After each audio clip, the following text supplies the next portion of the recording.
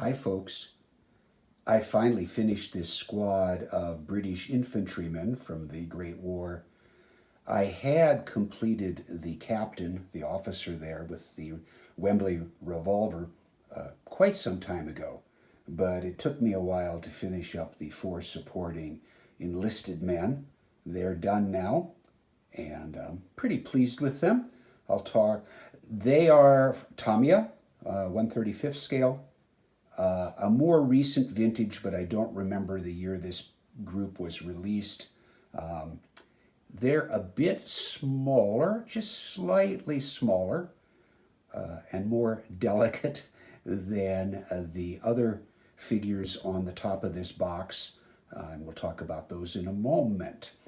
Very nicely molded, and I enjoyed doing them. We'll talk a little bit about the colors as well after I run through the others.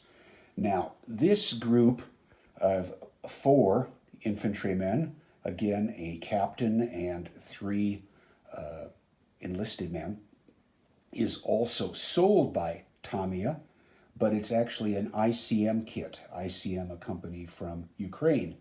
And they're slightly larger than the real, the Tamiya figures, well detailed. They have, as you probably can tell, deeper creasing in the clothing. Not quite as smooth, but the features, facial features, weapons, accessories are really well done. Again, talk about the paints in just a moment. And finally, these two infantrymen came with a Master Box trench set. They're the two Tommies who are defending the trench, and really liked the faces. The uniforms, trousers, jackets are clearly the smoothest of the bunch. Even with shading, they don't have quite the contrast because the creasing isn't as deep. Detailing on accessories is really nice. So let's turn just at least to the key colors because there are some differences with the Master Box and Tamiya soldiers. What I did, trying to get some sort of blend between what I'll call green khaki and brown khaki, is I started with Tamiya Khaki XF49, which is really a greenish shade, laid that down as the base color. Then I glazed on Vallejo model color khaki gray, which is much more a brown gray, and I ended by then using a sort of a oil paint, well not sort of, it is an oil paint wash. Maybe a little thicker, but I brushed off most of it to give it the final shading.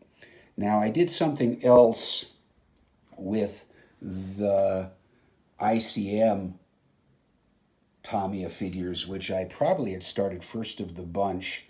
And I started with this AK ochre yellow, which was a very light, far too bright, and much lighter than I wanted. It would have been a good color for desert uniforms, and indeed I've used it as such on other figures.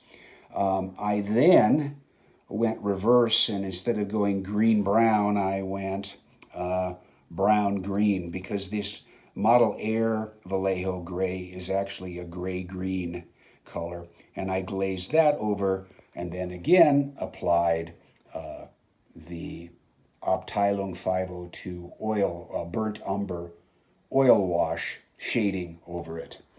I used World War I, sorry, not West German, World War I German red, red-brown for boots and leather accessories, clear dope linen for a lot of the bags, and then shaded them down, and middle stone, which is kind of an interesting brownish olive color for various accessories and things, I think, like the straps on some of the Lee Enfield rifles. What to do next? I have been dabbling at boxes and boxes of miniatures for the last couple months which has resulted in not getting any aircraft or other vehicles completed. So I probably will not start, well, that's what I'm saying now, on this 28 millimeter set from War Games Atlantic German infantry. My plan with this is actually to take this box back to Chicago with me at some point, and then to work on these as well as those French infantrymen that I got for my son. And we can do a group paint and see if we get a couple armies painted. By that time, I might actually have some 28 millimeter British Army figures. I can't get the War Games Atlantic. They seem to be sold out. Whenever that set was made, they're gone and unavailable, at least so far in my searching. But there are some other white metal figures from North Star or North Atlantic. I'm forgetting right now. Alex sent me a heads up about that, and I'll probably be buying some of those.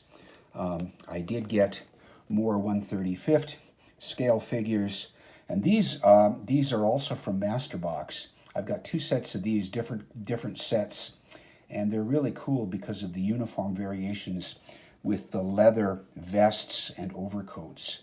But I will try to refrain from the temptation to do more figures as much as I like to, and I really need to get back to that BF 109, which I started 4 months ago.